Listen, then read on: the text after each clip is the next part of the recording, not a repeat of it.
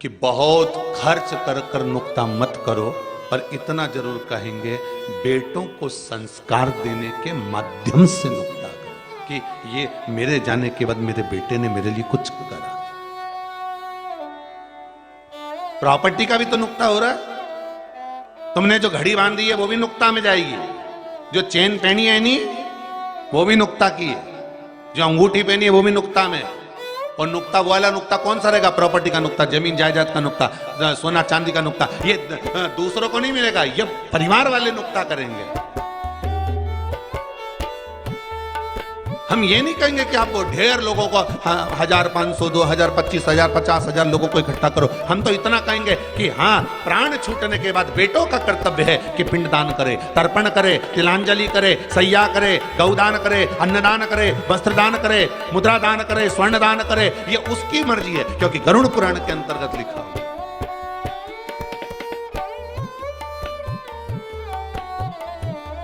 गरुड़ पुराण के अंतर्गत लिखा हुआ। तो हम ये भी कहेंगे कि आपकी मर्जी है कि मैं चाहता हूं कि मेरे मरने के बाद नुक्ता नहीं हो, नुक्ता नहीं करे, तो ये आपकी मर्जी है। पर बच्चे लोग पिंडदान, तर्पण, तिलांजलि ये जरूर करें। और जो बन सके शरीर से, हम तो फिर कहेंगे जीते जी एकादशी का व्रत करो, जीते जी सैया दान करो, जीते जी आप व्रत करो, जीते जी अन्नदान, वस्त्रदान, मुद्रादान, स्वर्णदान, सारे दान जीते जी करो। मरने के बाद की कोई गारंटी नहीं है कि बच्चे करेंगे कि नहीं करेंगे। अपने हाथ से कर्म करते हुए चलिए। फिर लिखा गुरुजी, आजीवन भोजन भंडारे के सहयोग करना चाहता हूं, जिससे मेरे बाद में कोई करे नहीं करे। हाँ, ये चीज आप कर सकते हो, कोई दिक्कत नहीं। अपने जीते जी जो कर्म हम कर सकते हैं, अपने जीते जी करो, भगवान का।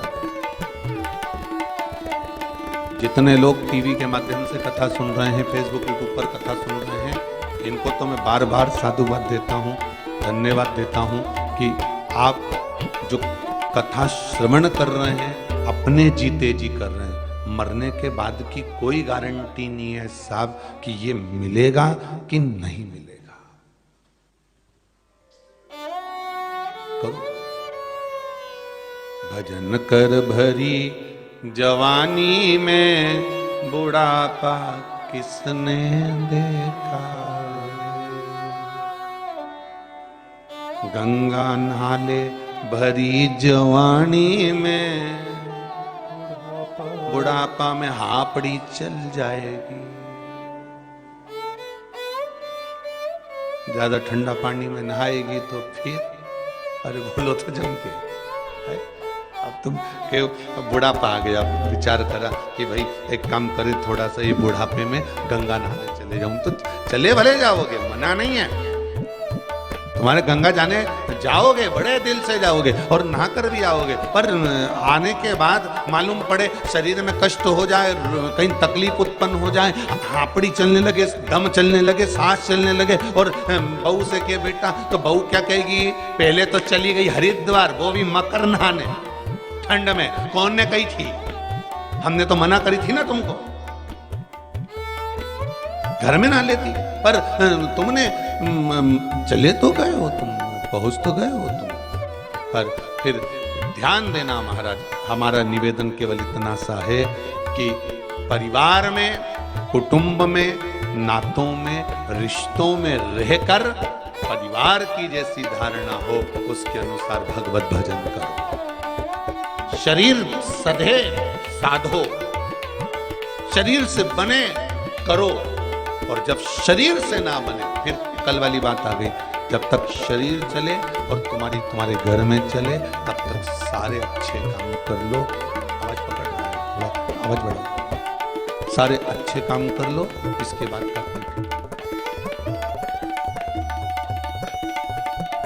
जितने अच्छे काम कर सकते।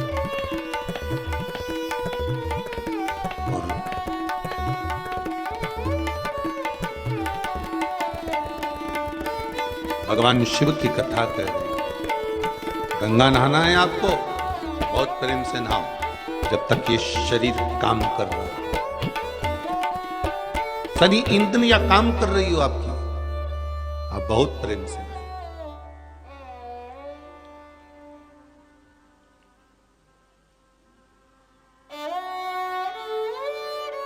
श्वास रुक जाएगी चलते चलते, क्षमा बुझ जाएगी जलते जलते, दम निकल जाएगा रोशनी का, क्या भरोसा है इस जिंदगी का।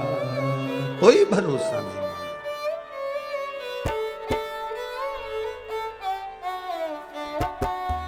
कोई भरोसा। थोड़ा सा कर्म अच्छा करिए,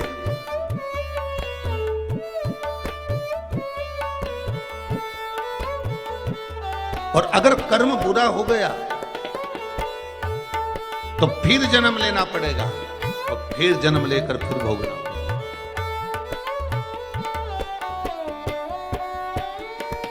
गंगा की कथा कर रही है, शिव महापुराण की कथा कर रही है। महाराज एकांत में बैठकर एक सुंदर कुंड के पास बैठकर गंगा मैया, पार्वती मैया श्रृंगार कर रही है। मेरा निवेदन, भजन, भोजन, धन और नारी, ये चार पर्दे के अंदर रहेंगे तो जीवन की एक सार्थकता बनती। पर्दे में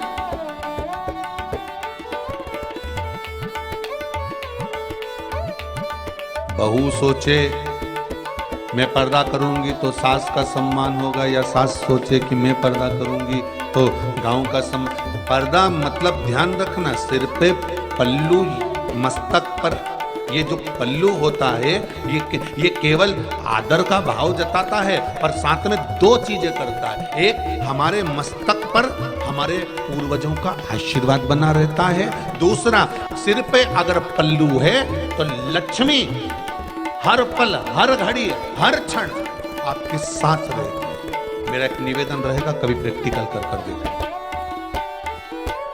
आपको लगे कि सियोर वाला महाराज कहीं झूठ बोल रहा हो तो एक प्रैक्टिकल जरूर करके देखना।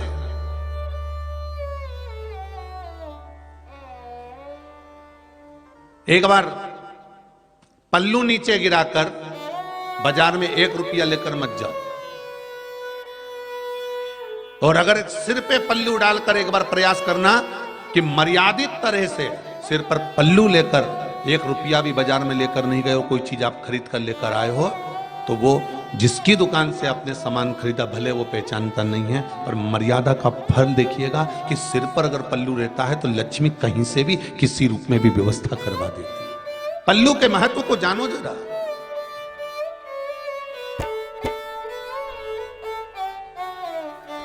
बहुएं सोचे कि हमारे पल्लू रखने से सास बार बार कहती है कि पल्लू रखो, पल्लू रखो, पल्लू रखो, तो सास का कोई फायदा होगा? सास का कोई फायदा नहीं तुम्हारे पल्लू रखने से।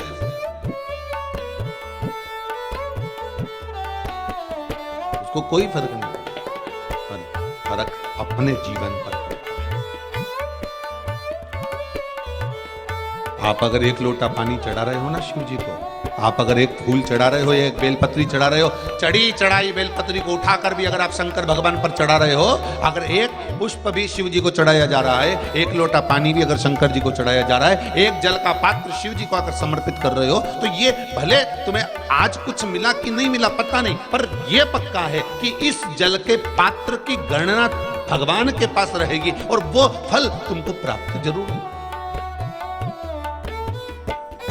वो फल तुम्हें जरूर मिलेगा। एक पत्र में कहा है किसी भाई ने कि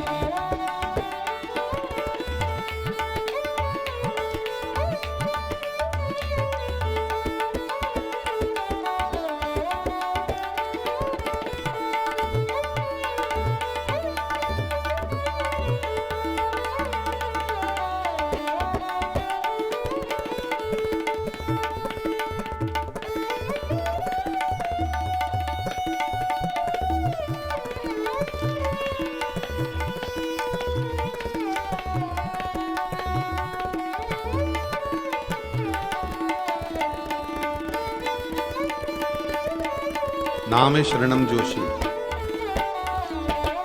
गांव गोड़ा तहसील, नरसिंहगढ़, जिला राजगढ़, मध्य प्रदेश से। इन्होंने पत्र में लिखा है,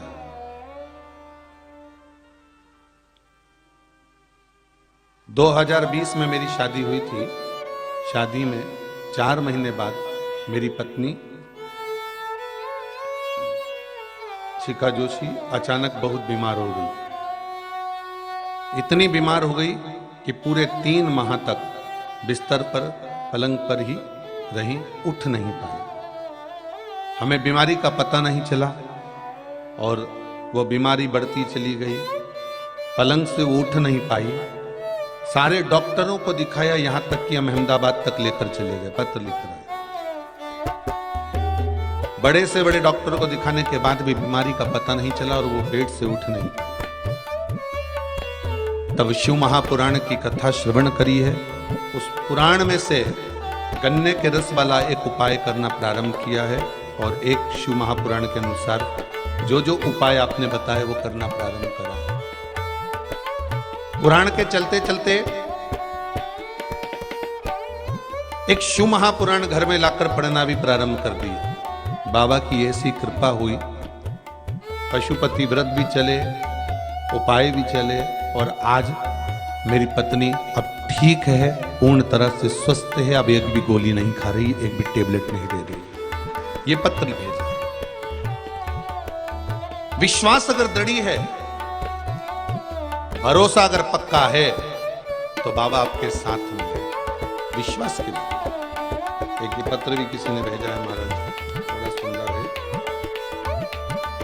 संध्या जी जायसवाल रांची से है, झारखंड से। उन्होंने भी पत्र भेजा है, बड़ा सुंदर।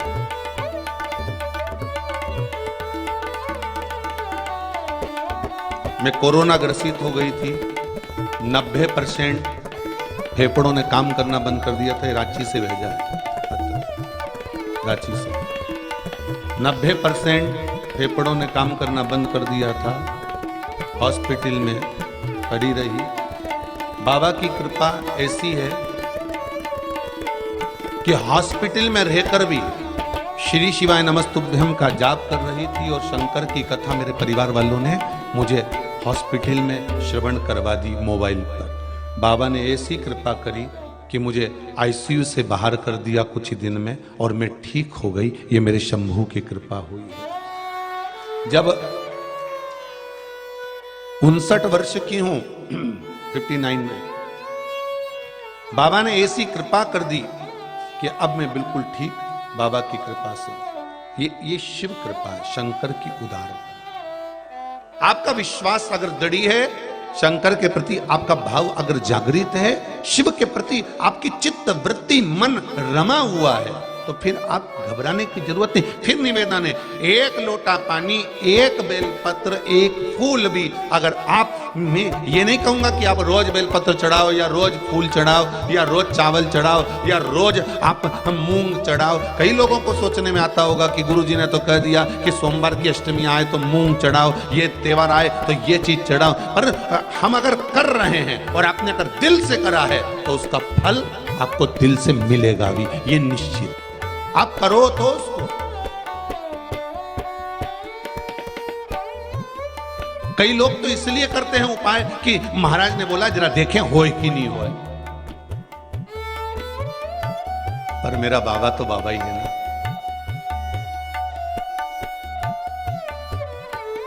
गेहूं का दाना या बीज जमीन में उल्टा फेंक लो चाहे सीधा फेंक लो, फसल तो ऊपर ही आएगी कि नीचे घुस जाएगी? अरे बोलो तो जम के, ऊपर आएगी कि नीचे आएगी? ऊपर ही आएगी ना, नीचे तो नहीं जाने वाली। आना तो ऊपर ही है। अब किसको मालूम कि जमीन के अंदर जो मक्का का बीज डाला है या गेहूं डाला है या बाजरा डाला वो उल्टा गया कि सीधा गया?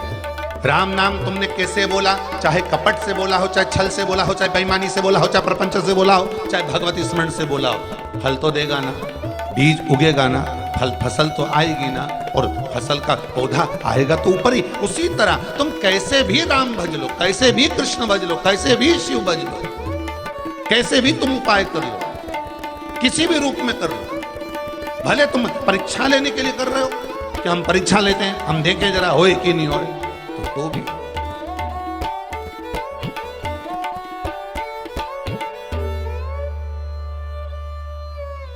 अब इनको कोई बताने गया था कि रांची से तुम पत्र लिख कर भेजना, पर हृदय की बात सामने आई।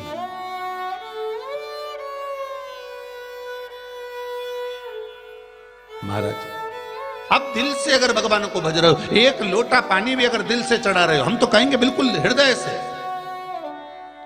और अगर पानी भी नहीं चढ़ा सक रहे हो, ना बेलपत्र चढ़ा सकते हो, ना आप चावल चढ़ा सकते हो, ना पुष्प चढ़ा सकते हो, ना आप शमी पत्र चढ़ा सकते हो, ना आप धतूरा चढ़ा सकते हो, तो शिव मंदिर में जाकर दिल से उससे एक बार मिलकर तो आओ, बात कर कर देखो।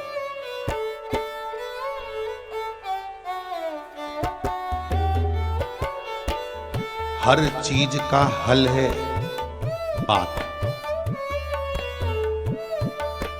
किसी से झगड़ा करना, खूब झगड़ लेना, तुमसे जितनी मर्जी हो उतनी तेज झगड़ लेना, पर शिव पुराण कहती है बात बंद मत कर,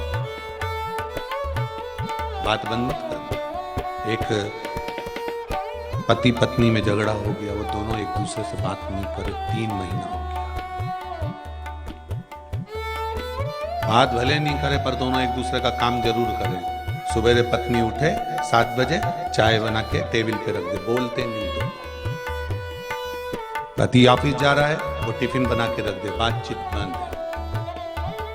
ये कपड़े पटक कर जाए, पत्नी उसको धो दे।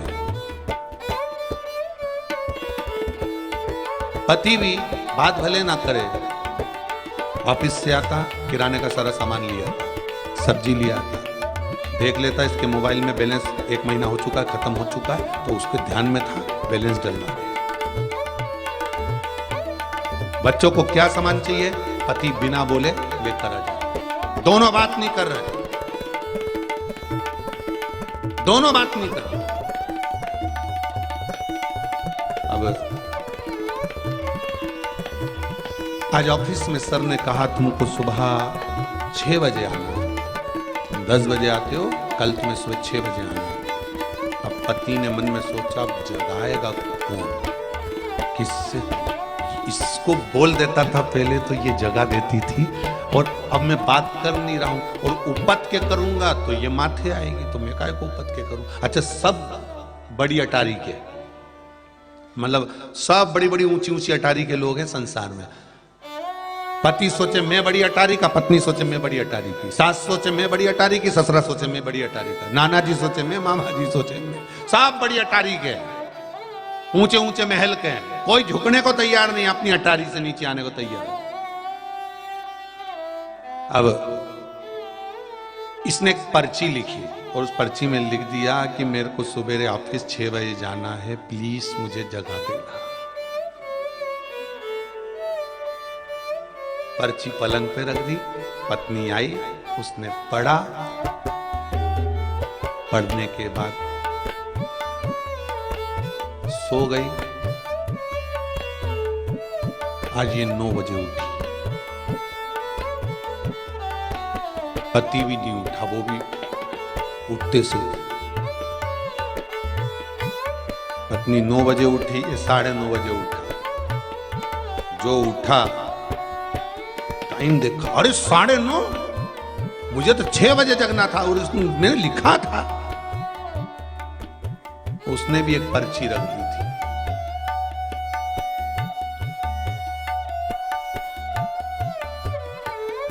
उसने भी एक पर्ची रख दी थी नीचे, 6 बज गए, उठ जाओ।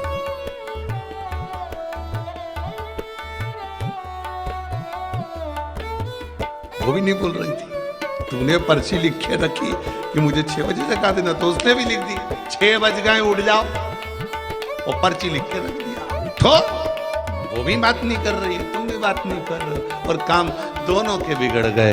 उसको जाना था जरूरी काम से, सर्विस छूट गई जरा सी।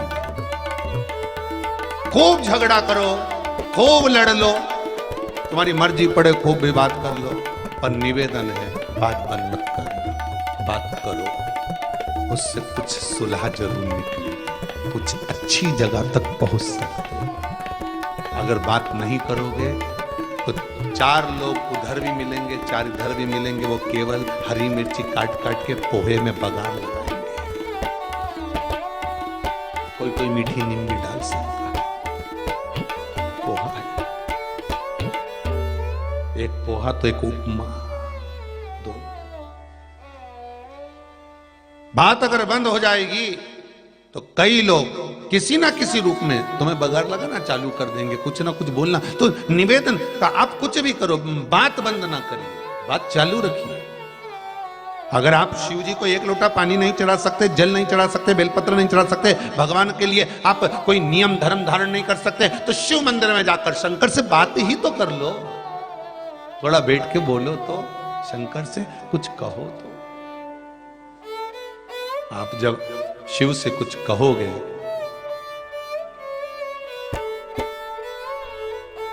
तो बाबा क्यों ना स्वीकार करें।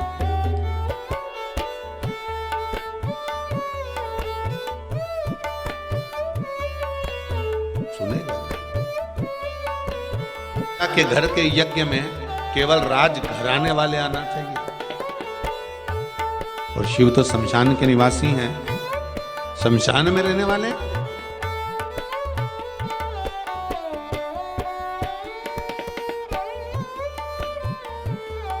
मैं नहीं चाहता कि शंकर यहां। अब ये अभिमान, अहंकार, अभिमत्ता दिखाने के लिए तो कहीं ये यज्ञ नहीं रखा।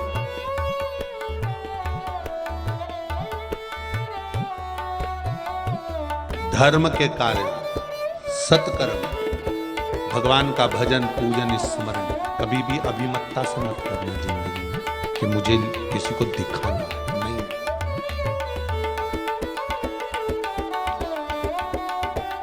धर्म के कार्य में दिखावा नहीं होना चाहिए।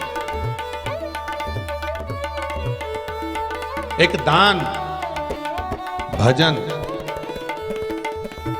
स्मरण, प्रभु चर्चा, ये दिखावे में नहीं।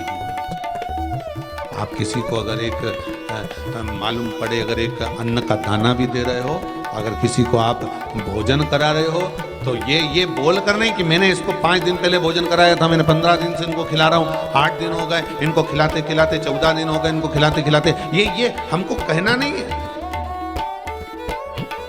आप जब सत्कर्म करते रहोगे, आप जब दान करते रहोगे, आप जब पुण्य करते रहोगे, आप जब कुछ प्रबल कर्म करते रहोगे, तो दुनिया की दृष्टि में तो वैसे ही आ जाओगे।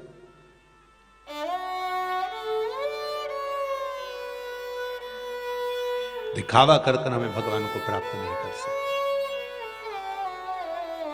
और अगर हो सकता है कि कोई आपको दिखावे से मिल भी जाए, पर ये शिव महापुराण की कथा कहती है कि मेरा शंकर आपके दिखावे से कभी प्रसन्न नहीं हो सकता। मेरा शंकर आपके दिखावे से कभी प्रकट नहीं हो सकता। फिर निवेदन करूंगा, बहुत बहुत भाव से कहूंगा, हृदय की बात है, इसलिए बार बार कह देता हूं कि भाव से, दिल से कोई बात निकलती है तो कह देते हैं कि दिल से कह रहे हैं कि शंकर को रिझाने के लिए दिखावा बिल्कुल मत करिए। शिव को रिझाने के लिए कि मैं त्रिपुंड धारण कर लूंगा और रुद्राक्ष की माला पहन लूंगा तो शिव मिल जाएंगे, या मैं शमशान की भस्म रमा लूंगा तो शिव मिल जाएंगे, या मैं मृगछाला पहन लूंगा तो शिव मिल जाएंगे, या मैं जटा जूट बनाकर धर लूंगा तो शिव मिल जाएंगे। भगवान शंकर कभी दिखावे से प्रकट नहीं होते। मेरे शिव जब भी मिले हैं दिखावे से परित होकर मिले।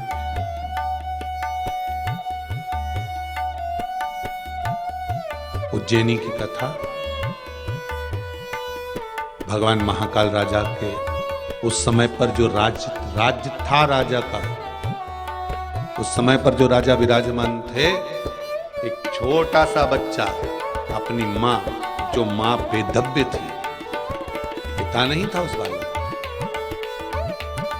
पहले कथाओं में वर्णन किया है। छोटा सा बच्चा भगवान शिव के मंदिर में जाता है, स्मरण करता है, संकीर्तन करता है, दान करता है, पुण्य करता है, माँ से पूछता है कि शिव की भक्ति कैसे प्राप्त हो। माँ ने कह दिया एक शिवलिंग का निर्माण कर कर, उसका पूजन कर कर, उसका भजन कर कर, उसी से सुख की प्राप्ति उत्पन्न हो सकती है।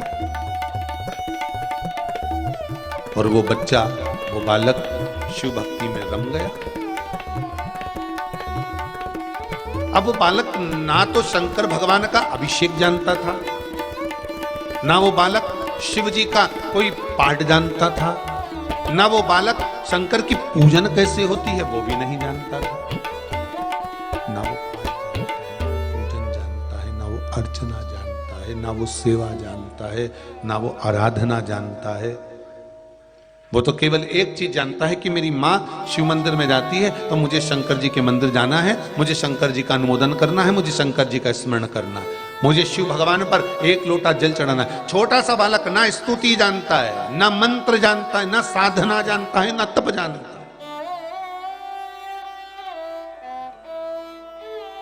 अब बहुत सुंदर बात उठाकर देखना, प्रहलाद के चरित्र को उठाकर देखो तो वो तप साधना में डूबे थे। डूबे थे कि नहीं डूबे थे? भगवान की भक्ति में डूब गए। ध्रुव जी का चरित्र उठाकर देखो तो वो भगवान की भक्ति में डूब गए। मीराबाई का चरित्र उठाकर देखो, मीरा भगवान की अविरल भक्ति में। पर ये बालक तो छोटा सा बालक है, मात्र 4 वर्ष का बालक, केवल 4 वर्ष का बालक, और वो जानता ही नहीं कि पूजन कैसे होती है, उसको पहचानता ही नहीं कि भजन कैसा होता है। उसको तो इतना मालूम है कि माँ एक लोटा पानी लेकर जाती है, शिव जी को समर्पित करती है, शंकर भगवान पर जल समर्पित करती है, शंकर भगवान को बेलपत्र समर्पित करती है, शंकर भगवान को पुष्प समर्पित करती है। उसने भी बस इतना ही देखा था कि शंकर भगवान की भक्ति ऐसे करना चाहिए, शिव के मंदिर जाना है, एक लोटा पानी चढ़ाना है, बेलपत्र चढ़ाना है, पुष्प चढ़ाना है, अक्षत चढ़ाना है, ये उसने देखा है।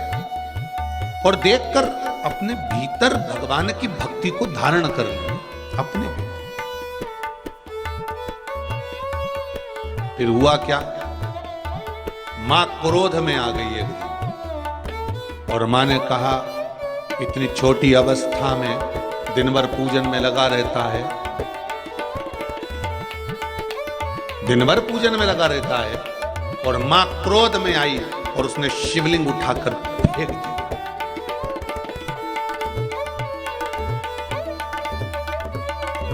शिवलिंग टूट गया, बालक रो रहा, बिलख रहा, रो दिया, बिलखने लगा। और बालक जब रोया बिलखा तो काल अधिपति महाकाल बाबा उसी समय उस बालक के सम्मुख में प्रकट हो, मेरा महाकाल राजा स्वयं प्रकट हो, और उस बालक के सम्मुख में प्रकट होकर उस माता के सामने कहते हैं कि तेरे बालक ने निष्कपट भावों से मेरा भजन करा था, इसलिए मेरा दर्शन हुआ है। शिवलिंग मेरे शंकर ने वापिस जोड़ दिया, वापिस।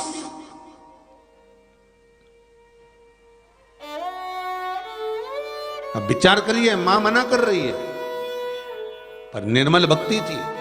कई घर ऐसे हैं, जितने आस्था चैनल पर कथा सुन रहे हो, फेसबुक यूट्यूब पर कथा श्रवण कर रहे हो ना, कई घर ऐसे हैं, आप पूजन करने जाओगे तो किसी घर में पति नाराज होगा, किसी घर में पति पूजन करेगा तो पत्नी नाराज होगी, किसी घर में कोई पूजन करेगा तो हो सकता है सास नाराज होगी, सास पूजन कर रही है तो बहू नाराज होगी।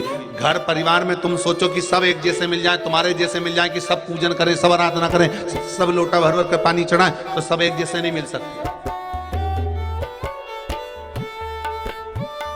घर में सब एक जैसे प्राप्त नहीं होंगे। पाँव खींचने वाला होगा, कोई तुम्हारा हाथ खींचने वाला होगा, कोई तुम्हारे लिए अपशब्द कहने वाला होगा, कोई तुम्हारे लिए ताने देने वाला होगा, कोई तुम्हारे लिए शब्दों के बाण छोड़ने वाला होगा। उसका कारण क्या होता है? उसका एक कारण है, और सबसे प्रबल कारण उसका एक है कि भगवान की भक्ति में तुम्हें जोड़ना। निंदा करने वाले को भगवान क्यों भेजते हैं? कि तुम्हारी भक्ति की परीक्षा लेते हैं कि तुम्हारी भक्ति प्रबल है कि नहीं।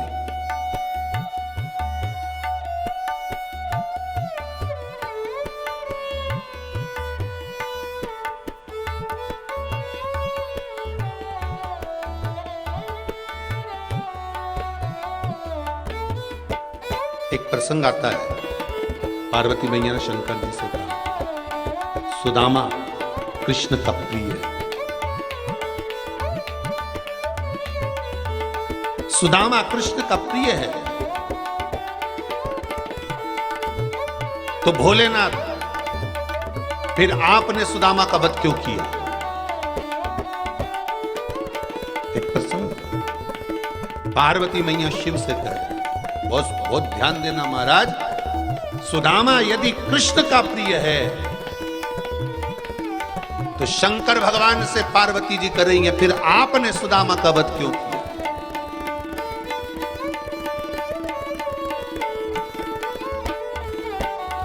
फिर आपने सुदामा का वध क्यों करा? स्कंद पुराण बड़े ध्यान से पढ़ना। स्कंद पुराण को, स्कंद पुराण में वर्णन आता है, देवी भागवत में वर्णन आता है कि भगवान कृष्ण बिरजा सखी से बात कर रहे हैं। गौलोक धाम की कथा है ये। कौन से धाम की कथा है? गौलोक धाम। जैसे बैकुंठ धाम वैसा गौलोक धाम। गौलोक धाम में बिरजा सखी से भगवान कृष्ण बात कर रहे हैं।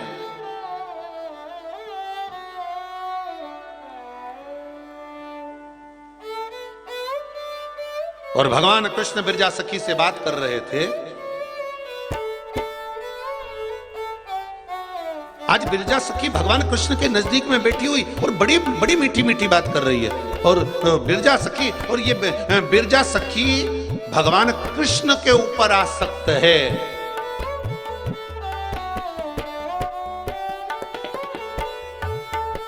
और सुदामा वो बिरजा सखी पर आसक्त। ये प्रसंग आपको स्कंद पुराण में भी है और ये प्रसंग आपको देवी भागवत में भी है। बड़े ध्यान से सुनिएगा हमारे, दोनों जगह पर ये प्रसंग आपको मिल जाएगा। जिनके हृदय में संशय हो वो स्कंद पुराण भी पढ़ सकते हैं, देवी भागवत भी पढ़ सकते हैं।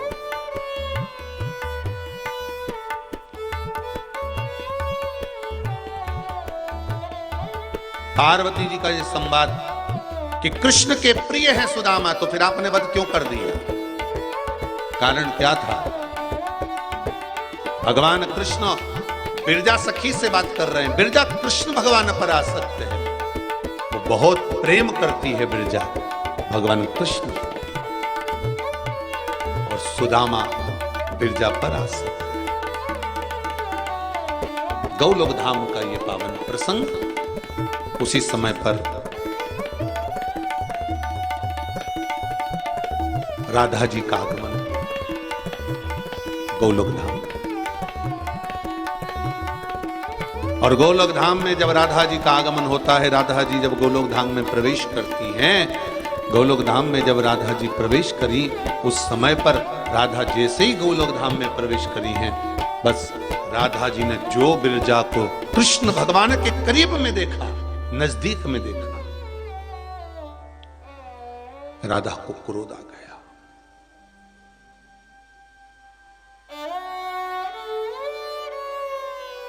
राधा जी को क्रोध आया, और राधा जी को क्रोध आया तो राधा महारानी उसी समय पर क्रोध में लाल होकर बोली, रे बिरजा, तू मेरी सखी होकर तू कृष्ण के करीब में बैठी है,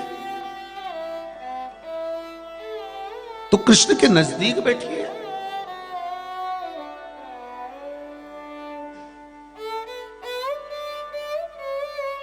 राधा जी कहती है, बिरजा, मैं तुझे श्राप देती हूं, जो कृष्ण मेरे स्वामी हैं, गोलोक धाम के स्वामी भगवान कृष्ण के पास में बिरजा तू बैठी है, मैं तुझे श्राप देती हूं कि तू भूमंडल पर जाएगी, मृत्यु लोक में जाएगी। ये मेरा श्राप है तुझको।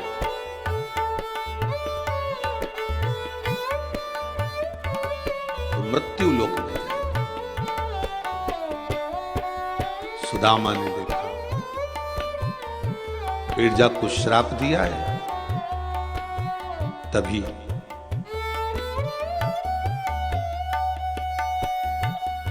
सुदामा ने भी कह दिया, राधा, मैं तुझे श्राप देता हूं राधा, मृत्यु लोक में तुम भी अवतरित होगी द्वापर में, और तुम्हें कृष्ण का वियोग सहन करना पड़ेगा। तुम्हें कृष्ण का वियोग सहन करना पड़ा। राधा जी मुस्कुरा के बोली, ओ सुदामा,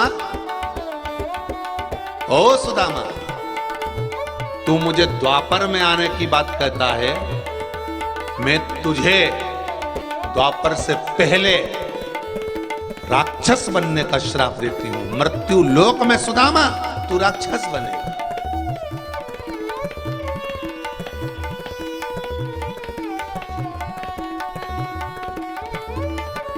भूमंडल पर जाकर मृत्यु लोक में तू राक्षस बने, मेरा श्राप है तेरे को। और वो सुदामा जो भगवान के गोलोक धाम में निवास करने वाला, भगवान कृष्ण के सखा के रूप में रहने वाला सुदामा महाराज मृत्यु लोक में आ गए, क्योंकि श्राप लगा हुआ था। मेरा श्राप है तुझको। और सुदामा दानवराज दंभ के घर में पैदा हुए, जिनका नाम शंखचूर्ण हुआ। क्या नाम पड़ा? शंखचूर्ण। और शंखचूर्ण का वध किसने करा? पहले की कथाओं को उठाकर देखिए, उसमें कहा शिव ने। शंखचूर्ण बना और जो बिरजा सखी थी मृत्यु लोक में भ्रमण करती हुई, मृत्यु लोक में एक राजा हुए जिनका नाम था धर्मध्वज। उन धर्मध्वज के घर में एक बेटी का जन्म हुआ जिसका नाम था तुलसी।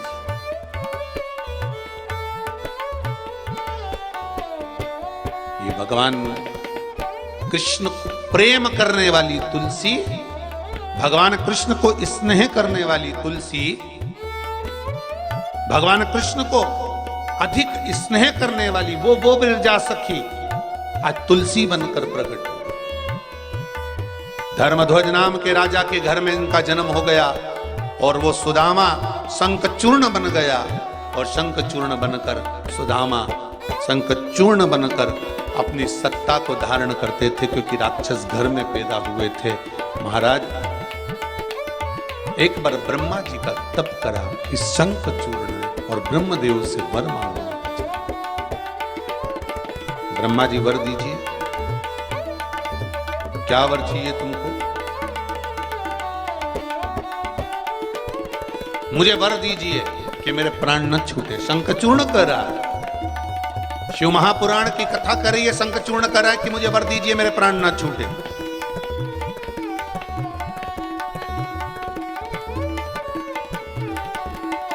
मेरे प्राण नहीं छूटना चाहिए, आप मुझे वर दीजिए।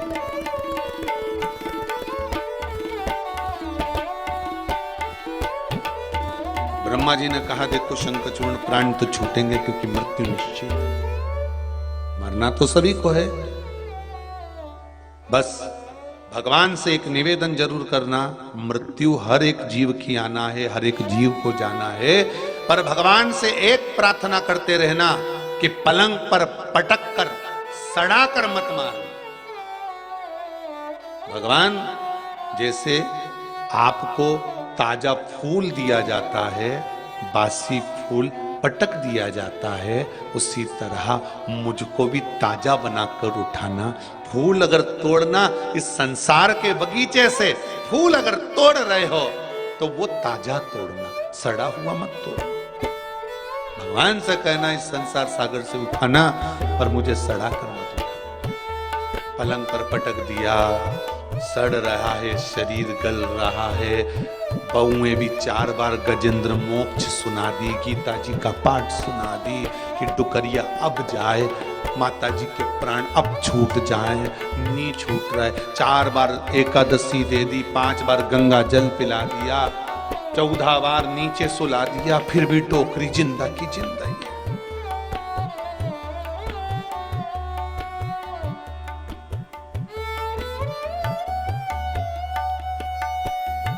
फिर भी जिंदा की जिंदा।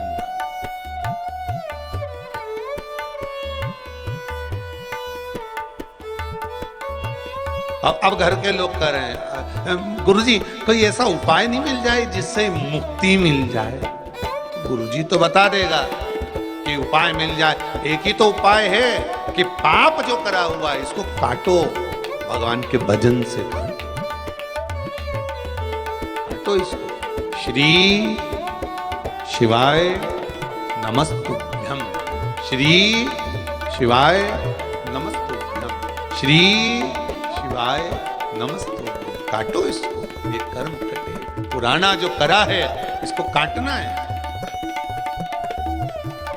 भगवान के मंदिर जाने पर, भजन करने पर, कीर्तन करने पर, मंत्र जाप करने पर, स्मरण करने पर, किसी कुंड में, बावड़ी में, अच्छे सरोवर में स्नान करने पर, गुरु के दरवाजे जाने पर, गुरु का दर्शन कर लेने पर, भगवान का दर्शन कर लेने पर, माता पिता के चरणों को नमन कर लेने पर क्या मिलता है, क्या प्राप्त होता है, क्या मिलेगा हमको? तो शिव महापुराण की कथा कहती है कि गुरु के दरवाजे जाने पर, भगवान के दरवाजे जाने पर, माता पिता को नमन करने पर, परमात्मा के चरणों को धोख लगाने पर, या किसी तीर्थ में जाने पर, किसी कुंड सरोवर बावड़ी में स्नान करने पर क्या मिलता है? तो कहा पूर्व का किया हुआ कर्म जो बेकार है वो कट जाता है और पुण्य कर्म बढ़ जाता है, जिससे हमारे संकट टल जाते हैं।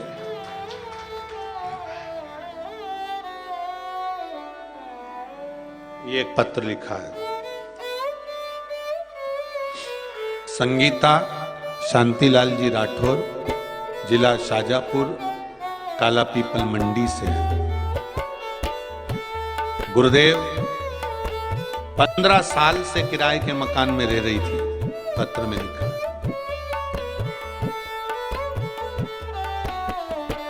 15 साल से किराए के मकान में रह रही थी गुरुदेव। पशुपतिनाथ का व्रत प्रारंभ किया और गुरुदेव पहला व्रत जैसे ही प्रारंभ किया पूर्ण हुआ और हमारे को किसी की सूचना आई कि ये प्लाट है। पर गुरुदेव घर में 1 रुपया भी नहीं था, तो भी बाबा ने कृपा कर उस पशुपति व्रत का क्या भाव है गुरुदेव कि बाबा ने कृपा कर मुझे वो प्लाट 5 व्रत भी पूरे नहीं हुए दिलवा भी दिया, और उस प्लाट पर मकान बनकर हम लोग रहना भी चालू कर दिए हैं। ये शिव की कृपा है, ये शंकर की करुणा, ये शंकर की उदारता है, ये शिव कृपा है, ये शंकर की दया है। महाराज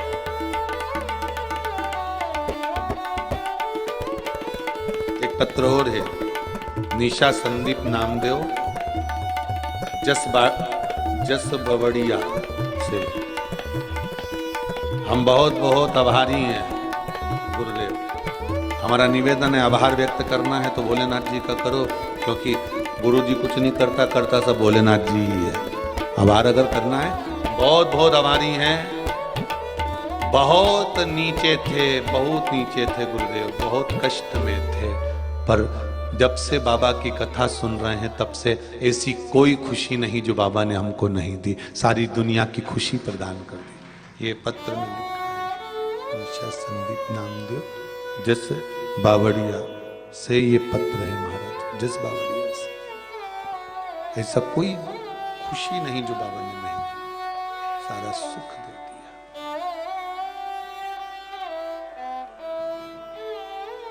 जीवन का सब आनंद, जीवन का सब सुख शिव दे सकता है। आप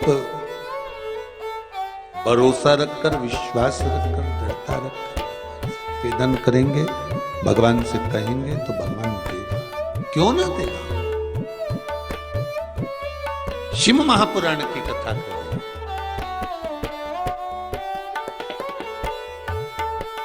संकचूण नाम का राक्षस ब्रह्मा जी का तप कर रहा है और ब्रह्मा जी से वर मांग रहा है कि मेरे प्राण न छूटे। तो ब्रह्मदेव ने कहा यह नहीं हो सकता कि प्राण न छूटे, मरना तो है, निश्चित है, छूटेंगे। बस इतना जरूर है, आपसे भी कहूंगा, आप हो चाहे हम हो, मृत्यु सबकी आनी।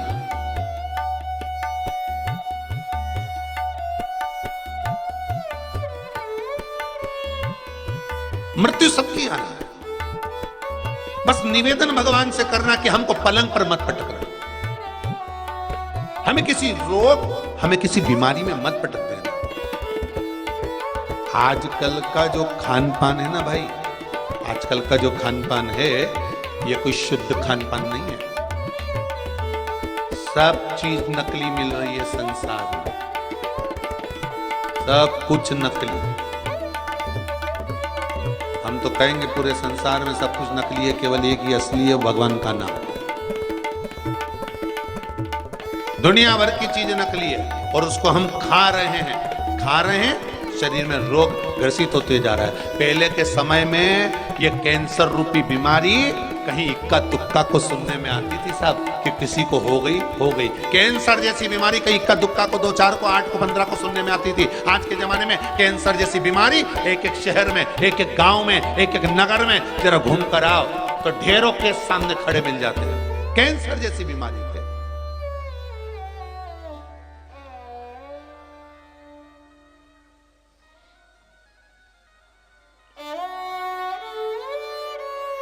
एक एक गांव में घूमो साहब, छोटे से छोटे गांव में, नगर में आप जाकर तो देखो, से कैंसर जैसी बीमारी तो लोगों को ऐसी होने लगी जैसे लोगों को बुखार होता था।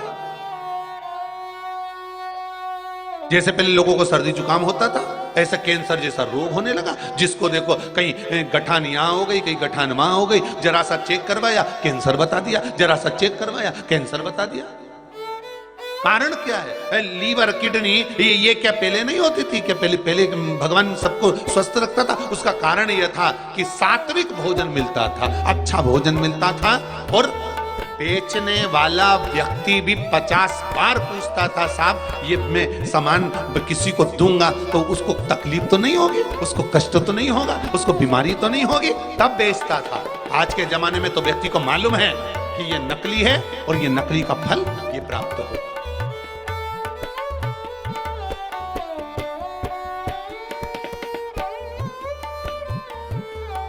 फिर भी बेच रहा है।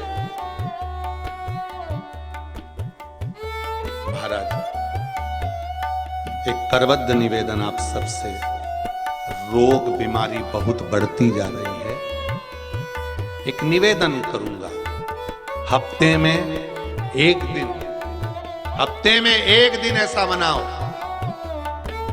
कि जिस गौशाला में गौ माता को हरा चारा मिलता हो, जिस गौशाला में गौ माता को सात्विक भोजन मिलता हो, उस गौशाला में जाकर गौ माता की, उस गौशाला की सेवा करो।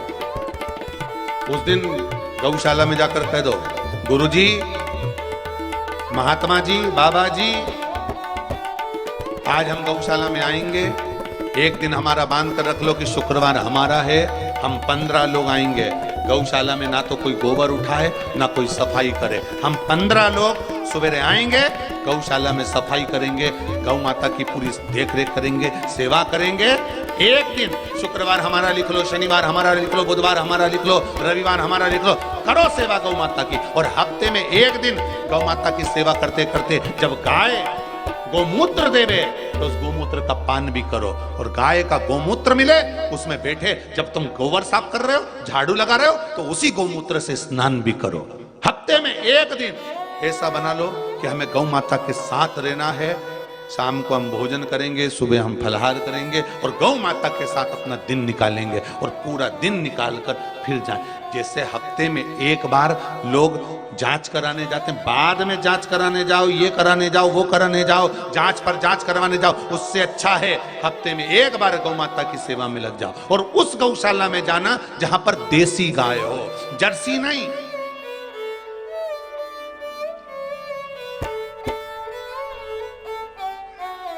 जो गाय क्रॉस कर कर बनाई जाए वो जर्सी गाय नहीं चाहिए, हमें देसी गाय चाहिए, जिस गाय की सेवा भगवान राम ने करी है, जिस गाय की सेवा भगवान कृष्ण ने करी है, जिस गौ माता की सेवा स्वयं भगवान शिव करे हैं, जिस गौ माता के उदर में शंकर जाकर बैठ गए हों, जिस गौ माता की श्वास से शिव प्रकट हो गए हों, हमें वो गाय चाहिए, देसी गाय होना चाहिए। आज के गौशालाओं में देसी गाय भी लोग नहीं रख रहे। कारण क्या है? बड़ी बड़ी गाय, महंगी महंगी गाय 5-5, 10-10 लीटर दूध देती है, देसी गाय आधा लीटर दूध देती है। कौन रखेगा, कौन खिलाएगा?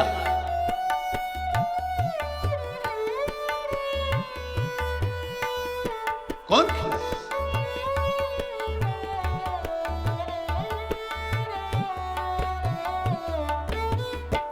ये इतनी बड़ी गौशाला है। आप लोग आए होंगे, इच्छावर वाले गुप्ता जी, आप तो आते ही रहते हैं, भवानी मंडी वाले भी आए। आप लोग जितने लोग कथा सुन रहे हैं, आप लोग, इतनी बड़ी गौशाला है, उस गौशाला में इतनी गाय हैं, इतनी गायों को दूध देना चाहिए तो कम से कम 10-15 लीटर देना चाहिए। जब शाम को गाय का थोड़ा बहुत दूध निकलता होगा भगवान के भोग के लिए, तो 2-2.5 लीटर से ज्यादा दूध नहीं निकलता होगा, इतनी गाय। अंदाजा लगाइएगा जब। कारण सब देसी।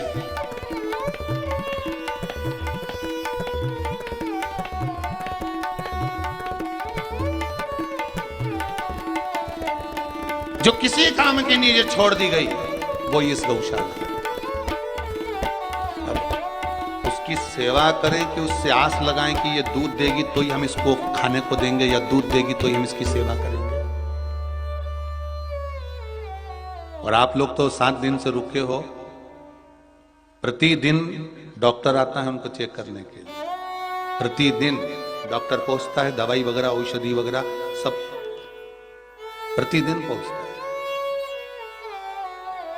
करो, एक दिन ऐसा बना लो हफ्ते में कि आपके, हम ये नहीं कहेंगे कि आप सीहोर में आकर सेवा करें, आप यहाँ गौशाला पर पहुंचे या कुबेरेश्वर धाम में पहुंचे, आप तो अपने नगर में, अपने गांव में, अपने क्षेत्र में, अपने मोहल्ले में, अपने शहर में जो गौशाला हो उस गौशाला में नियम बनाओ कि हमें हफ्ते में एक बार जाना है। हमारा ग्रुप, हमारे 15 लोग, माताएं बहुओं विचार कर लें कि हमें किटी पार्टी की जगह नहीं जाना, हमें तो गौशाला जाना है। आज सास को कहकर आओ कि पूरे दिन हम सेवा करेंगे गौ माता की, सास उन सेवा बहुओं से कह दे कि एक दिन हम जाएंगे सेवा करने के लिए गौशाला की, बेटे कह दें, नवयुवक कॉलेज में पढ़ने वाले बच्चे कह दें कि आज हम सेवा करने के लिए जाएंगे, आज हम केक काटने नहीं जाएंगे, हम आज रात्रि को हम फिल्म देखने नहीं जाएंगे, आज हम गौ माता की सेवा करने जाएंगे। और जिस गौशाला में जाओ, नाम लिखा कराओ कि हमारा ग्रुप आएगा, उस ग्रुप का नाम ये है और सेवा हम करेंगे। ये दिन, ये शुक्रवार, ये मंगलवार, ये बुधवार, ये शनिवार हमारे नाम लिख दो, हम जिस सेवा करेंगे। फिर देखें कैंसर रोग कितना आता है, कितनी किडनी और लीवर खराब होती है, कितने लोगों का फिर डायलिसिस होता है, कितने लोगों के शरीर में फिर गांठ होती है। तुम करो तो सेवा गौ माता की। खान पीन अपना अशुद्ध है तो गौ माता तो शुद्ध है, उसकी सेवा कर कर ये बाद में टेबलेट खाओगे, गोलियां खाओगे, जांच जा रही मुंबई, पूना, दिल्ली, उससे बचना है तो गौ माता की शरण में चलो। और मेरा बहुत बहुत धन्यवाद सभी दानदाताओं को। आज मकर संक्रांति के दिन फिर धन्यवाद देता हूं कि आपका 1-1 रुपया सही जगह पर लगे, ऐसी जगह आप दान करो। जरूरी नहीं कि आप हमारे इधर दो, आपके मन पड़े, जहां आपका दिल करे वहां दो, पर बेटी, लक्ष्मी और गाय 50 बार विचार करना, तब किसी को देना।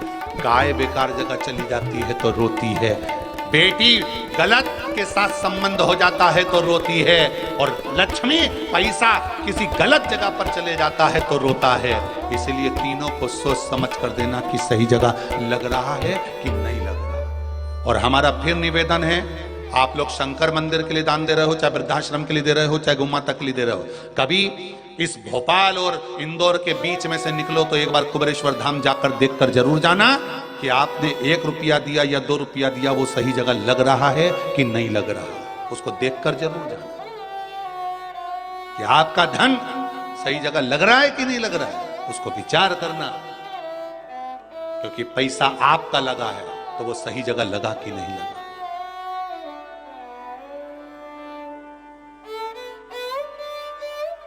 उस धन को सत्मार्ग में लगाइए, इस शरीर को सत्कर्म की ओर लगाइए। सुदामा गौलोक धाम को छोड़कर राधा जी के श्राप से राक्षस बन गया। शंखचूर्ण राक्षस, जिसका वर्णन शिव महापुराण में आता है, स्कंद पुराण में आता है, देवी भागवत में आता है। वो शंखचूर्ण नाम का राक्षस बन गया वो सुदामा। और शंखचूर्ण नाम का राक्षस बना और भगवान ब्रह्मदेव से कह रहा है मुझे वर दीजिए कि मेरे प्राण ना छूटे। भगवान ब्रह्मा ने कहा ऐसा वर मैं नहीं दे सकता कि प्राण ना छूटे, छूटेंगे, बस भगवान से निवेदन करना कि पलंग पर ना पटके। फिर निवेदन है कि कुछ कर्म अच्छा करते हुए चलो, शरीर को थोड़ा सा साधते हुए चलो।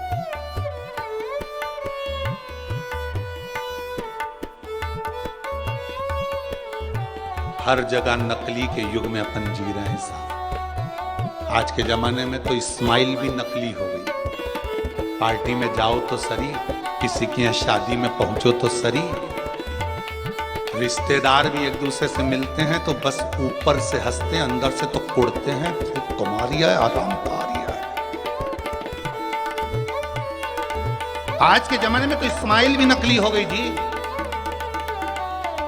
आप जिनसे मिलते हो वो आपके सामने तो हंस देते हैं, मुस्कुरा देते हैं, प्रेम से मिल लेते हैं, पर भीतर से कितने जल रहे होते हैं ये अंदाजा नहीं लगा सकते।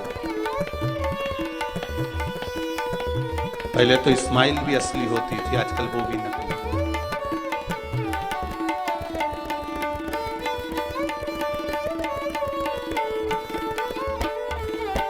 किस पे विश्वास करें साहब? वो कितनी सुंदर बात है। एक व्यक्ति बहुत घर से परेशान हो गया तो उसने सोचा मैं बहुत परेशान हो गया इस नकली संसार से, मैं तो मर जाऊं तो अच्छा। और जैसे ही उसको लगा तो वो गया और जाके जहर ले आया और जहर लाया और रात्रि को खा गया। सुबह उठा, कुल्ला मंजन करा, पोहा खा गया।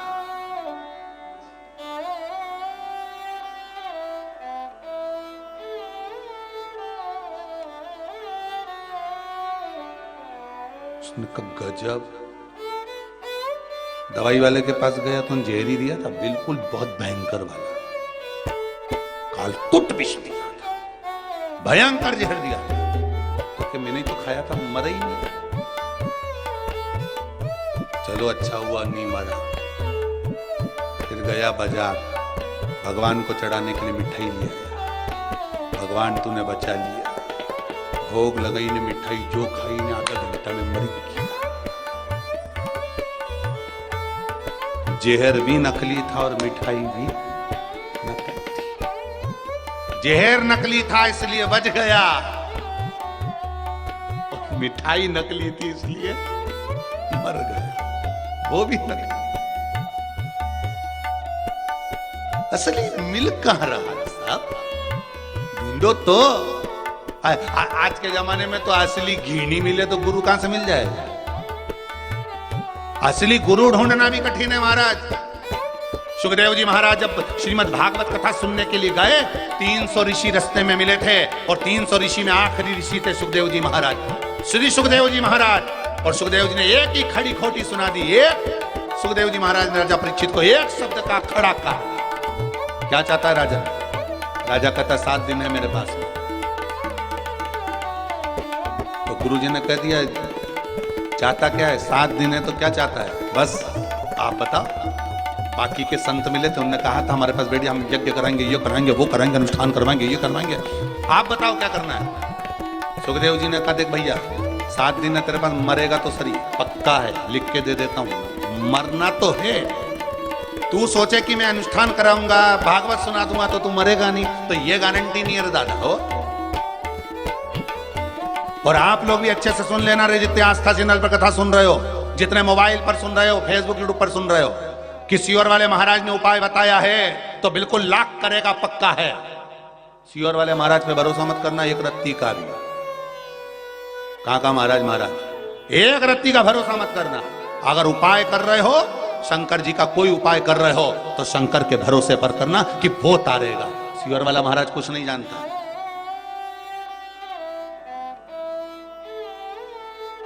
सुखदेव जी ने भी कह दिया देख भाई मरना तो निश्चित है, मरेगा पक्का है, गारंटी है, ये तो मरना ही है, क्योंकि तूने काम ही ऐसा कर। मरा हुआ सांप डाल के आया सभी ऋषि के गले में, तो मरेगा तो पक्का है, ये तो तुझे निश्चित है कि तू मरेगा।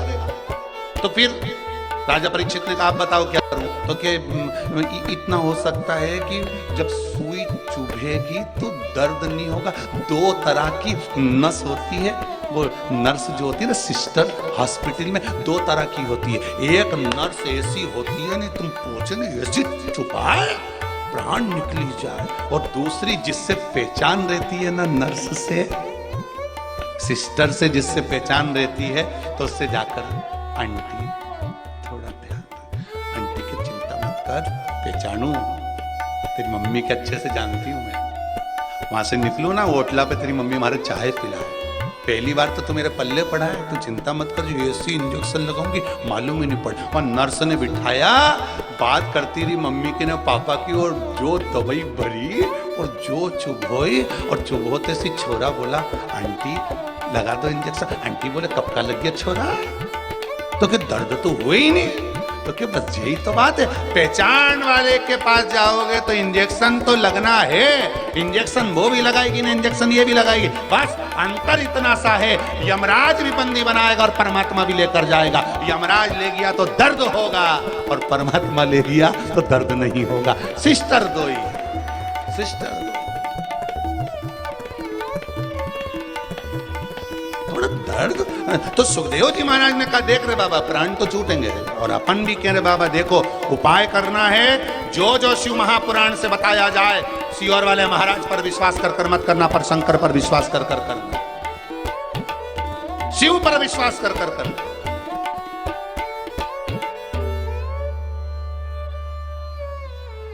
कुछ नहीं जाने बा सियोर वाला महाराज, फालतू की बात है, मिश्रा जी करो, कहीं जाने बा, कथा मथा आएगी, जबरदस्ती का बैठ जाएगा।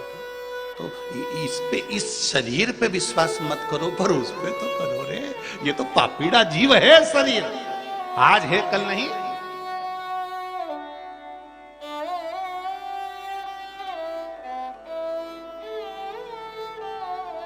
क्या विश्वास? सुखदेव जी ने कहा प्राण छूटेंगे, फिर तो क्या इंजेक्शन तो लगेगा, बस मैं तुझे भागवत सुना देता हूं, भागवत सुनने में अगर तेरा मन लग गया, प्राण छूटे भी तो मालूम नहीं पड़ेगा। गरुड़ पुराण कहती है, हजारों बिच्छू डंक मारे इतनी तकलीफ होती है प्राण छूटते समय, बस वही दर्द तो नहीं चाहिए। जब कोरोना की वैक्सीन लग रही थी ना, तो लोगों को बहुत डरा दिया था, 2-4 दिन तक बुखार आएगा न, हाथ में दूजी जाएगा, ये सब का लट हो जाएगा न, फिर तो तुम हिल ही नहीं सकोगे न, कंगा भी नहीं फिर आएगा।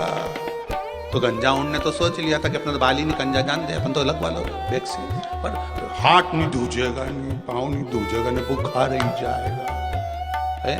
अब जिसके वैक्सीन लग रही वो के तो बुखार नहीं आ रहा, पर जो लगा रही बेचारी लगा लगा के बुखार आई जाएगा, उल्टा हो गया।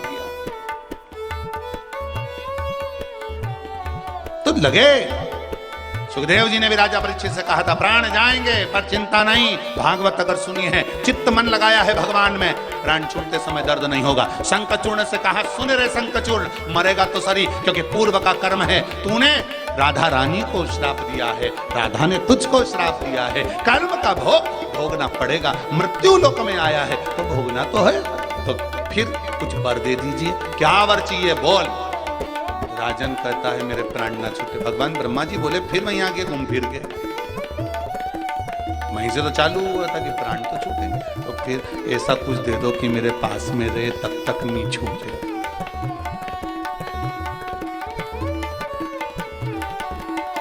मेरे पास में रहे तब तक नहीं छूटे। ब्रह्मा जी ने एक शंखचूर्ण को कवच दे दिया, ये ले कवच, और ये कवच तेरे शरीर पर रहेगा तो तेरा बाल बांका नहीं होगा। एक कवच ब्रह्मा जी ने शंखचूर्ण को दिया था कि ये तेरे पास होगा तो तेरा बाल बांका नहीं होगा। शिव महापुराण भी आप सबको एक कवच दे रही है, श्री शिवाय नमस्तुभ्यम। शिव महापुराण का ये मूल मंत्र जिसके पास में होगा, ये कवच है आपकी जिंदगी के लिए। व्यापार नहीं चले, श्री शिवाय नमस्तुभ्यम। काम के लिए जा रहे हो, श्री शिवाय नमस्तुभ्यम। जिस कार्य के लिए जाओ, बढ़ते चले जाओ, चित्त धारण कर कर जाइए महाराज। फिर निवेदन है महाराज जी, अगर जरा सा भी जीवन में अगर कोई तकलीफ आ रही है, कष्ट आ रहा है, परेशानियां पर परेशानी आ रही है, तो पीछे मत हटना।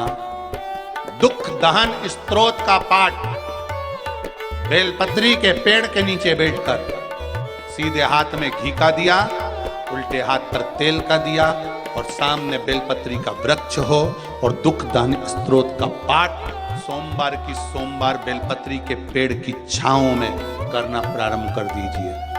2-4 सोमवार कर कर देखो, बाबा आपके दुख को काटेगा। दुख दहन स्तोत्र का पाठ अग्रण्यता प्रदान करता, पर उस पाठ को करने से पहले एक माला श्री शिवाय नमस्ते।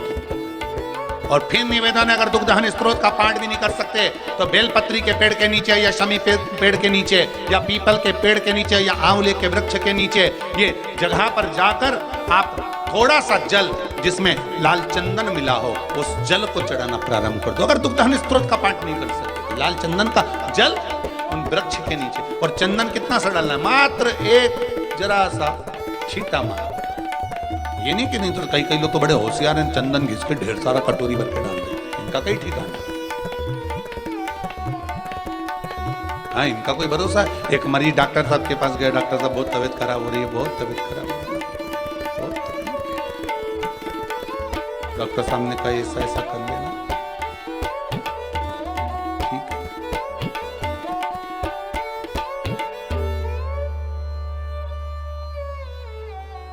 अभी नहाना मत ही, ठीक है। गया, घर गया, ठीक हो गया।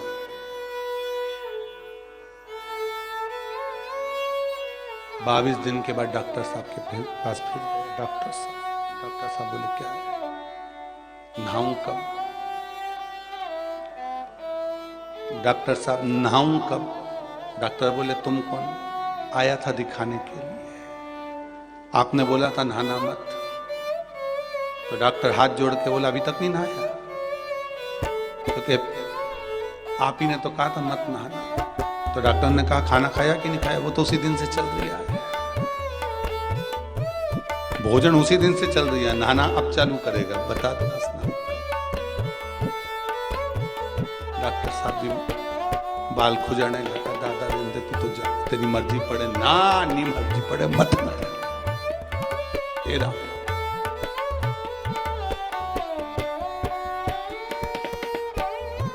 मकर संक्रांति है, सभी लोग बाल्टी में तिल्ली डाल डाल के नहीं लिया होगा। पानी में तिल डालते ना, थोड़ी सी तिल्ली डालेंगे फिर नहाएंगे। तो एक बच्चे ने अपनी मम्मी से पूछा कि मम्मी ये बाल्टी में तिल्ली डाल के क्यों नहाते, कारण क्या है?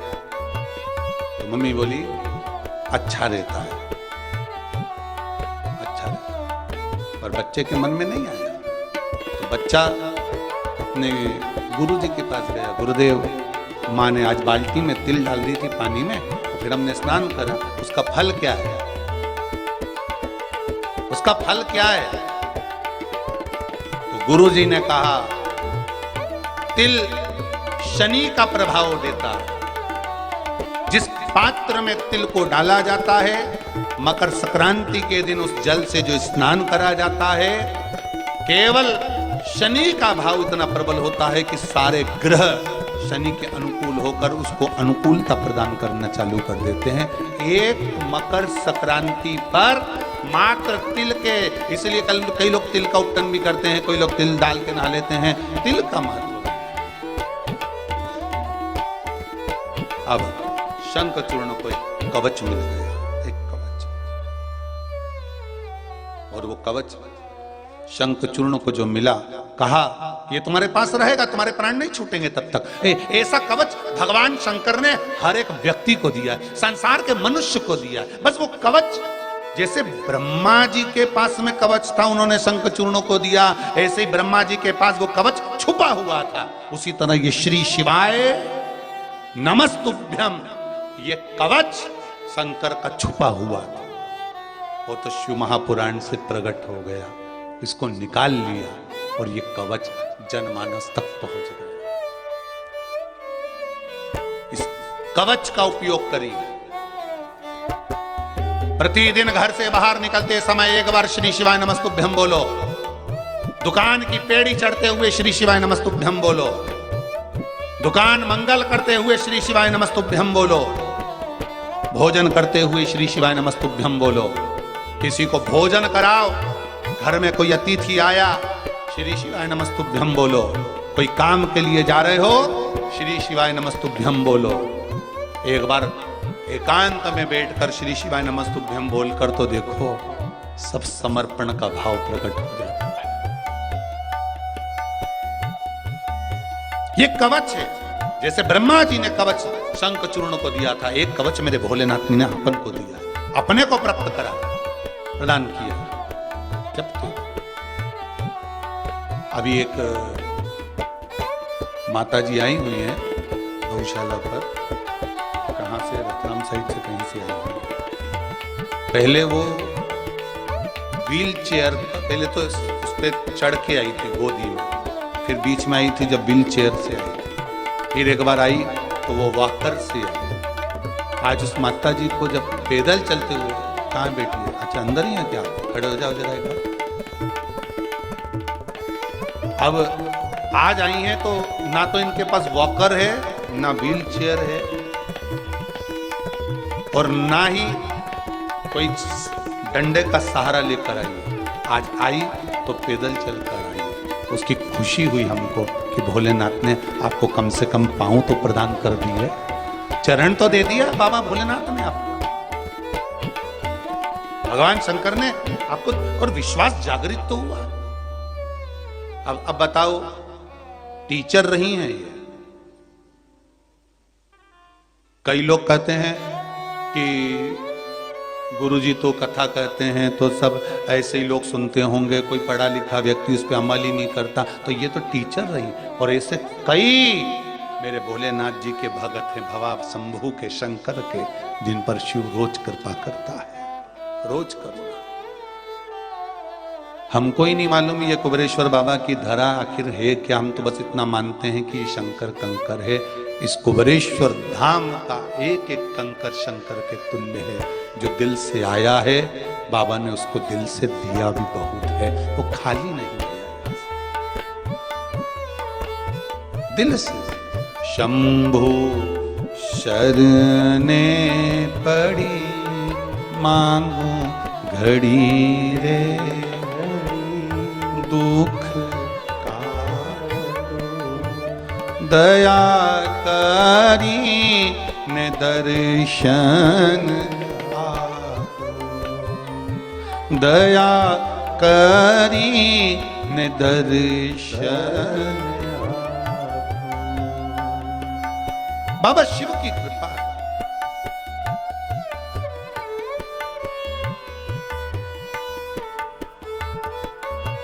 बाबा शंभू की सुख मूल शंखचूर्ण,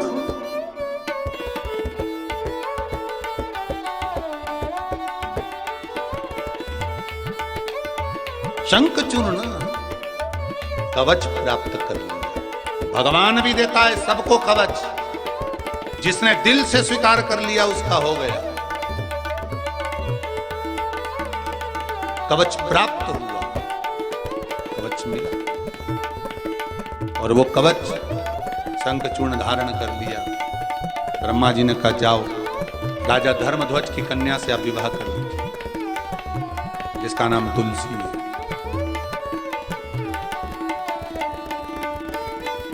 सुदामा जिस बिरजा सखी को चाहता था, वो बिरजा सखी तुलसी बनकर पैदा हुई और तुलसी बनकर जन्म ली और धर्मध्वज की कन्या बनी और शंखचूर्ण के साथ उसका विवाह हो। पर तुलसी का जो भाव है वो राक्षस प्रवृत्ति का नहीं है। शंखचूर्ण को श्राप दिया था राधा जी ने कि तू राक्षस बनेगा मृत्युलोक में जाकर, पर तुलसी को यह श्राप नहीं दिया कि तू राक्षस बनेगी। तुलसी को तो श्राप दिया तू मृत्युलोक में जाएगी। धर्मध्वज की कन्या बन गई तुलसी, पर इसकी प्रवृत्ति राक्षस की नहीं है। पर धर्मध्वज कि कन्या तुलसी भगवान की उपासना में लगी रहती थी, भगवान की भक्ति में लगी रहती थी।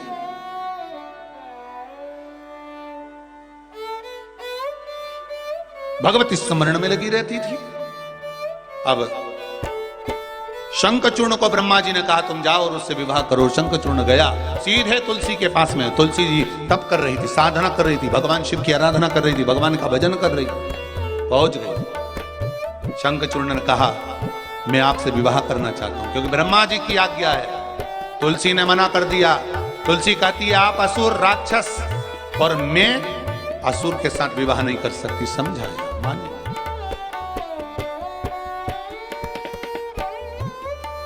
सुख दुख ये दोनों भगवान ने अपने भाव में रख रखे हैं महाराज। सुख दुख धन होगा, अरे कोई कारण होगा, अरे कोई कारण होगा, अरे कोई कारण होगा, अरे कोई कारण होगा, अरे कोई कारण होगा, अरे कोई कारण होगा। अगर सुख भगवान दे रहा है तो कुछ दुख भी दे रहा है, तो ये कोई कारण से भी दे रहा है। कोई कारण हो सकता है सुख दुख का। कवच मिला, तुलसी के साथ विवाह हो गया। मैं इसको मार तो दूं, परंतु इसकी पत्नी का सात्वित्व बड़ा प्रबल है। उस सात्वित्व को डिगाना पड़ेगा, तब जाकर ये मरेगा।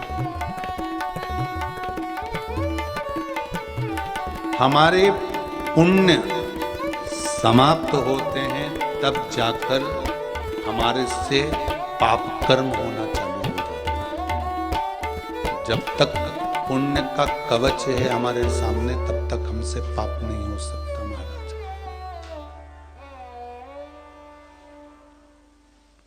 हम आपसे बार बार कहते हैं श्री शिवाय नमस्तुभ्यम एक कवच है। शिव महापुराण की कथा अगर आप सुन रहे हो तो ये कवच है। भले आस्था चैनल से सुनो, चाहे मोबाइल पर सुनो, फेसबुक यूट्यूब पर, कवच है। और इस कवच को हमें धारण करना है। कई लोग कहेंगे क्या रोज रोज कथा सुनना, तो उनको कह दो जैसे रोज रोज भोजन में सब्जी बदल जाती है, कभी पूड़ी कभी पराठे आ जाते हैं, उसी तरह 7 दिन की शिव महापुराण बदल बदल कर मिलती है ना, तो सुनने की रुचि भी बढ़ जाती है, श्रवण करने का एक आनंद बढ़ जाता है।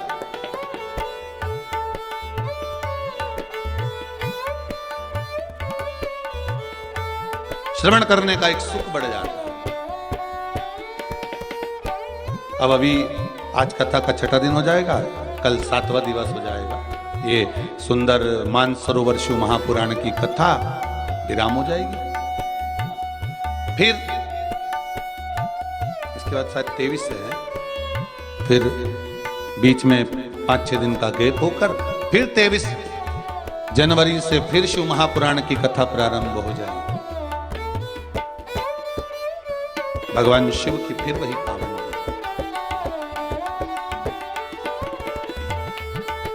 उस शिव महापुराण का नाम रहेगा शिवगण शिव महापुराण की कथा।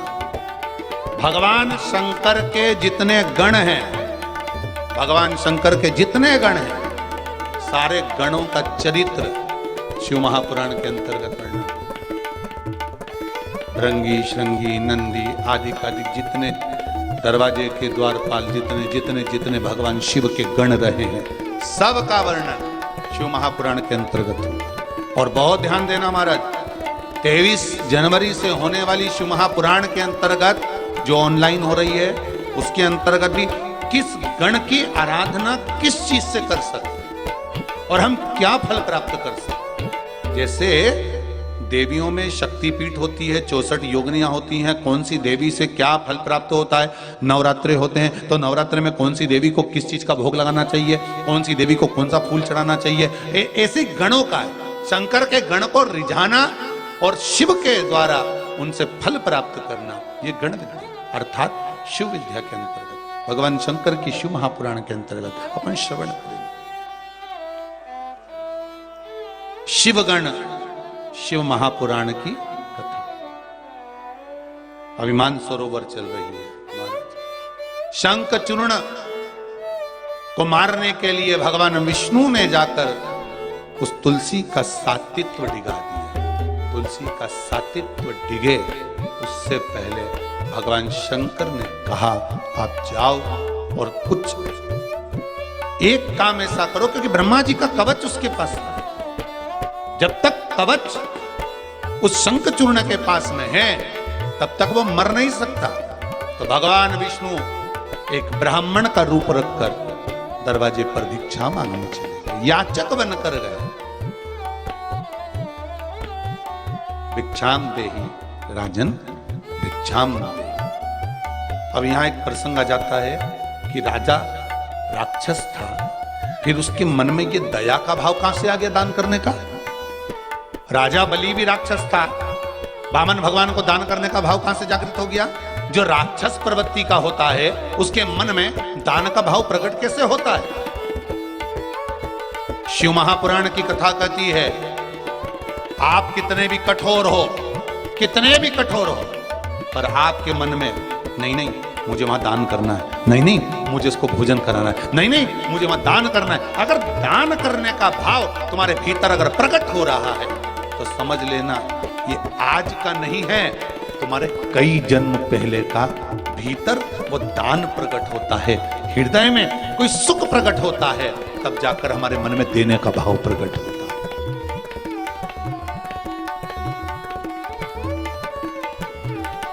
तब देने का भाव प्रकट होता है।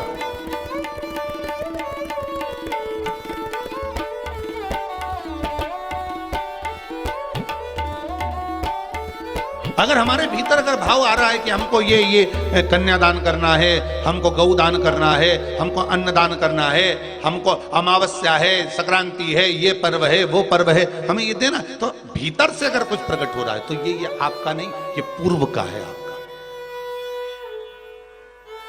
और अपनी क्या सामर्थ्यता है कि अपन किसी को कुछ दे सके।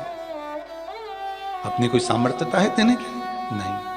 भगवान ने अगर इस लायक बनाया है ना आपको, तो उस भगवान को धन्यवाद देना कि तेरी कृपा से मुझे इतना मिला है और तेरी कृपा से मेरा मन ऐसा बना दिया कि मैं दे रहा हूं, और तेरी कृपा है जो इन हाथों से दान हो रहा है, तेरी कृपा है जो इस मुख से भजन हो रहा है, तेरी कृपा है जो इन नैनों से दर्शन हो रहा है, तेरी कृपा है जो कथा श्रवण कर रहा हूं, तेरी कृपा है जो सोफे पे बैठी, टीवी के सामने बैठी, कुर्सी पर बैठी आराम से चाय पीती पीती कथा सुन रही हूं, ये तेरी कृपा है,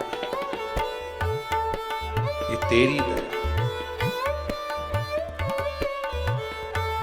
अरे कृपा की ना होती जो आदत तुम्हारी, तो सूनी रहती अदालत तुम्हारी। गरीबों के दिल में जो जगह तुम न पाते, किस दिल में होती इबादत तुम्हारी, किस दिल में होती इबादत तुम्हारी। ये तेरी कृपा है, तेरी। भगवान याचक बनकर भिक्षाम देहि, भिक्षाम देहि। ये प्रसंग चल रहा है शंकर जी और सुदामा का, जिस सुदामा का वध शिव करे, ये वो प्रसंग चल रहा है। शंख चूर्ण बन गया, केवल राधा जी को अपशब्द कह दिया था उस बिरजा सखी के कारण। ये वो पावन प्रसंग है।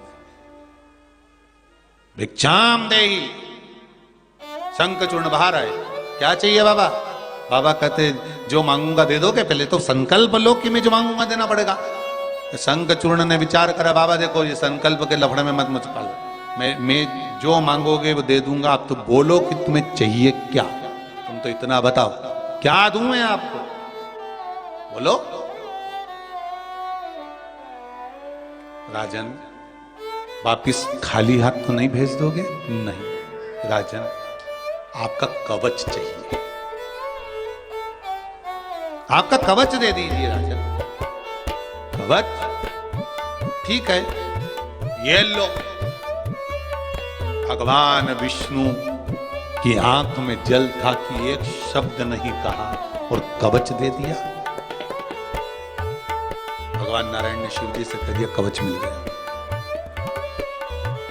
तुलसी इस कवच को अंदर से जानती है, इस कवच को आप पहनकर शंखचूर्ण बनकर चले जाओ। शंखचूर्ण बनकर भगवान विष्णु पहुंच गए तुलसी के कक्ष में, वहीं रह रहे।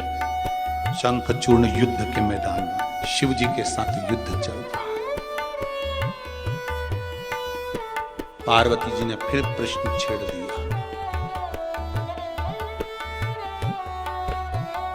इस सुदामा का वध आप कर रहे हो,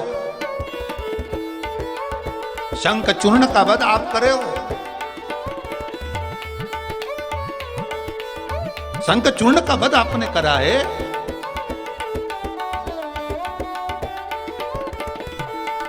प्रभु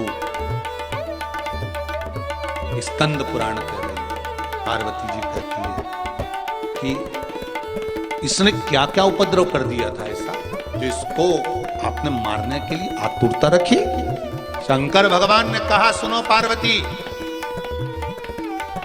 इसकी धर्म पत्नी सातित्ववान थी ना, इसलिए ये बचता रहा, सारे गलत कर्म इसने करे। राक्षस कुल में जन्म लिया माना, पर कुछ अच्छा भी तो करता चलता, कोई कर्म अच्छा नहीं, केवल एक कवच का दान दिया है, इसलिए इसका संहार हुआ। तुलसी के सामने शंखचूर्ण का शीश पड़ा था, रो पड़ी तुलसी। भगवान विष्णु को देखा तो कहा नारायण मैं आपकी आराधना करती हूं और आपने मेरे साथ ऐसा किया। भगवान शंकर सामने आकर खड़े होकर तुलसी के सामने कहते हैं तुलसी ये बैकुंठ की बात है, गौलोक धाम की बात है, तुलसी तू बिरजा सखी है। ये नारायण कृष्ण थे, नारायण बनकर आए हैं, ये कृष्ण हैं। तुझे राधा का श्राप लगा था बिरजा, इसलिए तू मृत्यु लोक में आई है। ये सुदामा है शंखचूर्ण, जिसको राधा का श्राप लगा था, इसलिए राक्षस कुल में जन्म हुआ। और ये सुदामा तुझे चाहता था, इसलिए तेरी पत्नी बना, पति बना, और तू नारायण को चाहती थी, इसलिए नारायण तेरे को प्राप्त हुए। तुलसी रो पड़ी, गंडकी नदी के रूप में प्रवाहित होने लगी। गंडकी नदी के रूप में प्रवाहित होती है। भगवान नारायण पत्थर के पाषाण के रूप में शालिग्राम जी बन जाते हैं। कल परसों आपको कथा में कहा था, जल में शालिग्राम जी हैं तो हमारे ताप को हर लेते हैं, और जल के बाहर शालिग्राम जी की अगर शिला मिल रही है, रखी हुई है, वो पानी में नहीं है, तो वो ताप प्रदान कर देती है। शंखचूर्ण का वध किया, गंडकी नदी प्रकट हुई।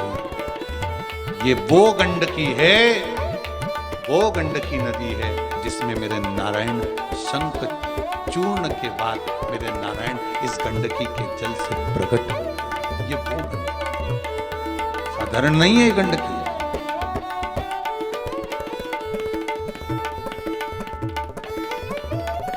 जो प्राप्त हुई है गंडकी नदी, जिस नदी के पावन जल में आनंदता है।